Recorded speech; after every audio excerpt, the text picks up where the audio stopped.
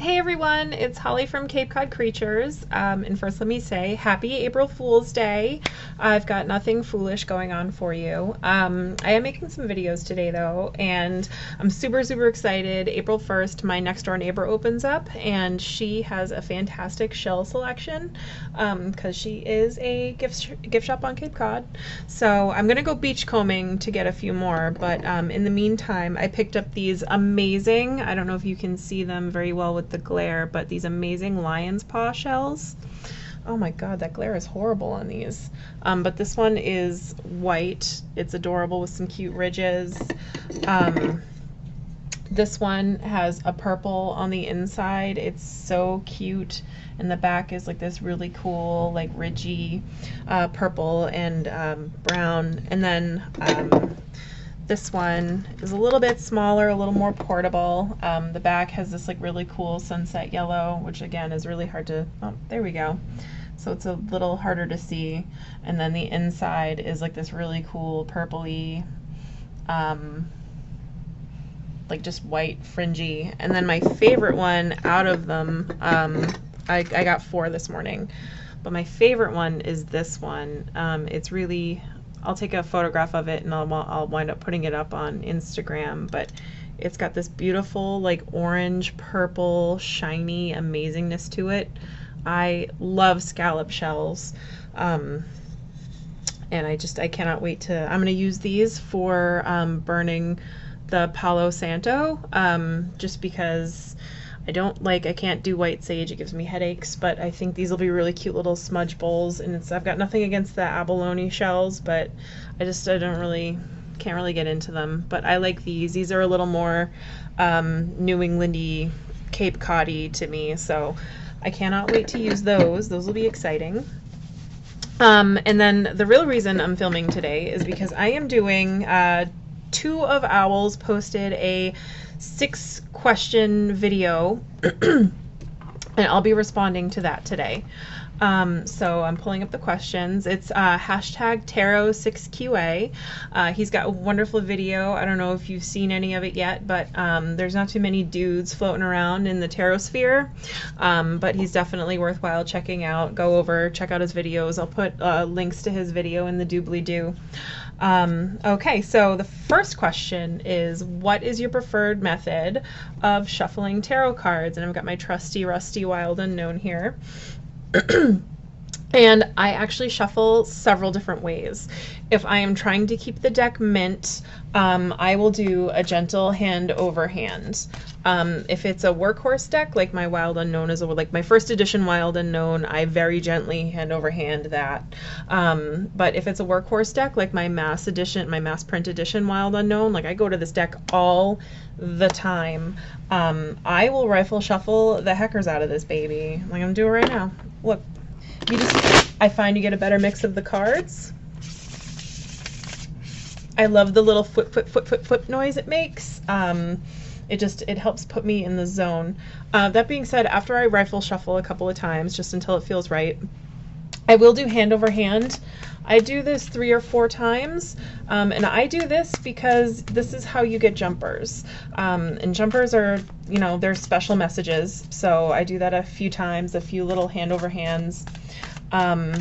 And if something jumps out, something jumps out. If not, I'll do my regular draw from the deck. But it's just like if the universe has like a little extra message for you, that's a good way to get it. So I will always do a hand over hand, but to get like the good mix of cards, I'll do a rifle shuffle if I can with the deck. Some decks you can't do that with, and you're kind of relegated to hand over hand, like the Marielle. I'm actually going to be trimming my Marielle this weekend, so that'll be interesting, and hopefully that'll help. But anywho, the second question is, how many different people would you say you've read for? Less than 50, 50 to 100, 100 to 200, or over 200? I'm going to say less than 50. I have not really read for very many people. I've definitely not read for anybody face-to-face yet. With the exception, like every once in a while, I'll read for my other half. But I just haven't really read for very many people. I don't think I'm there yet to read professionally in person. I have done some online readings here and there, but it's still definitely under 50 people. I'm pretty new to the community, so I'll get there at some point, I'm sure. So let's see. Would you consider tarot to be, I keep looking, I've got the questions right on screen, so that's why I keep looking over. Would you consider tarot to be a casual hobby, a passion, or is it your profession? Well, definitely not my profession. I wouldn't say it's a casual hobby, but I wouldn't say it's a passion either. I'm going to say, because I am so new, like I've dabbled here and there, but it is a casual hobby that I am passionate about. Because like, truth be told, I am somewhere in between those two. Like I said, I feel like I'm too new to this, to reading for it to be a passion, but I'm getting there quickly. I've really been taking this seriously for probably about 6 months or so now, and I've already got an amazing deck collection. I haven't even done videos for like a quarter of what I've got. I'm learning to read the cards really, really fast. I'm consuming as much knowledge as I possibly can. I find that, and I'm taking a class right now, I have a memory like a sieve. I have a really hard time like just memorizing things. Even when I was little, like I couldn't do times tables. I couldn't memorize I couldn't memorize the multiplication tables or the division tables. I had a really hard time just like keeping things in here. I mean, you stick a calculator in front of me and I'm deadly. But until then, like I can't, like, it takes me a really long time to grasp things, and it's weird. Like, my brain is really good at remembering quotes from movies, and it's really good at remembering like rando things that happened a bajillion years ago and like completely totally useless trivia. But if it's something I want to remember, no, why would it want to remember that? Why would it consider that useful? People's names, don't need to know those, apparently. Don't need to know birthdays. I don't need to know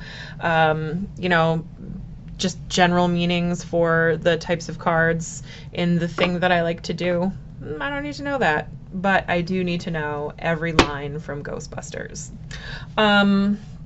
Okay, so yeah, I would say it's quickly becoming a passion. Eventually, I would like to see it turn into an extra source of income, but that is going to take, I know that's going to take at least a year, maybe a couple of years. I would love for it to be something I can throw myself into, but time is not on my side. We're going to be moving into the summer season. But anywho, next question. If I was to make my own tarot or oracle deck, what would it look like?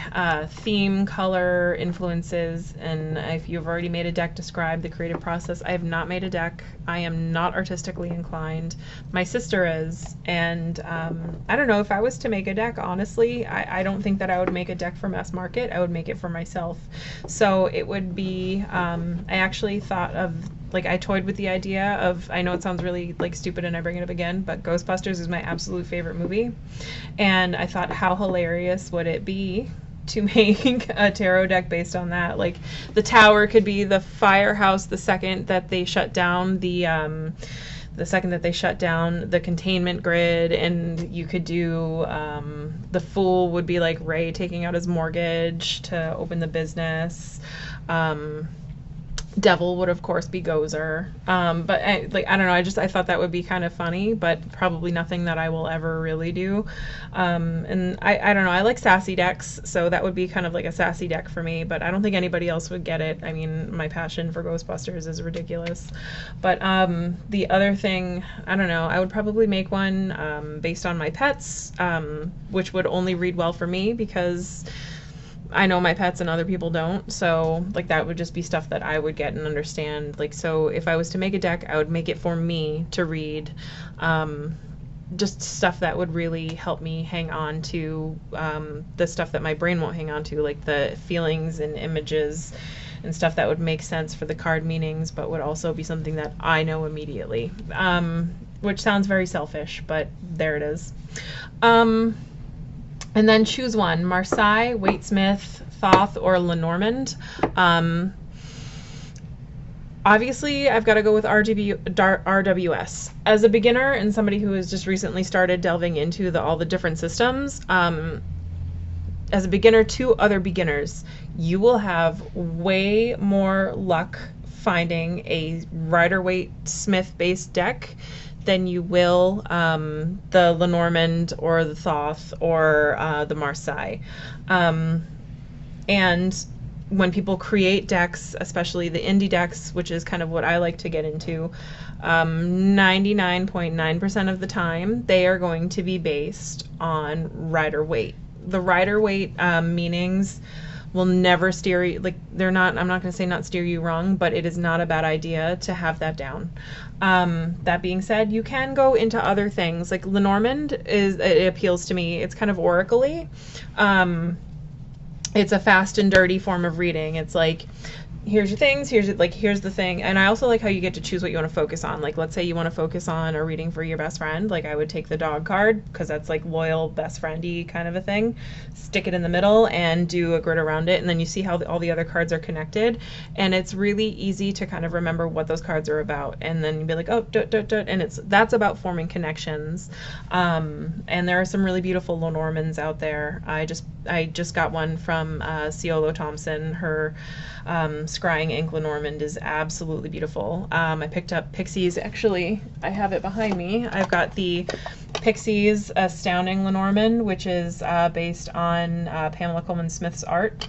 And then the other one that I got, I just picked up, I have a whole bunch of decks that I have to do unboxings and first impressions for, but the Burning Serpent Oracle by RM Place is a super fun one. I actually really like this one, and it pairs really well with his Alchemy Tarot, which I also just got. I got the 4th edition, which I like better than all of his other editions. The colors are much more muted, but anyway, I digress.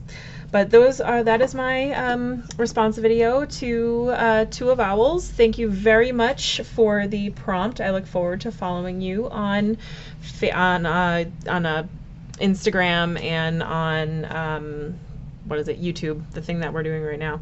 I look forward to following you on that in the future. And thank you so much for the wonderful prompt and questions.